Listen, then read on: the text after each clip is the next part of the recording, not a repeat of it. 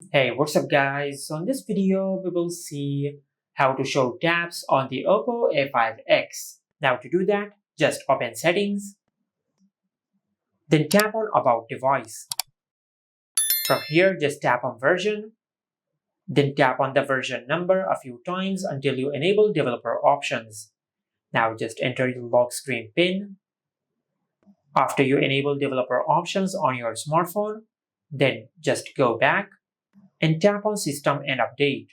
And from here, you will find the option of developer options. Just tap on it. And from here, just look for the option show tabs. Now under input, you will find the option of show tabs. Now to show the tabs of the screen on your smartphone, just enable this toggle. And once you enable this toggle, it will show the tabs on the screen.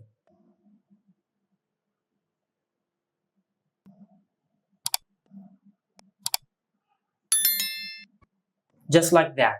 And this is how you can show tabs on the Oppo A5x. Make sure to like, comment, and subscribe. Thank you for watching.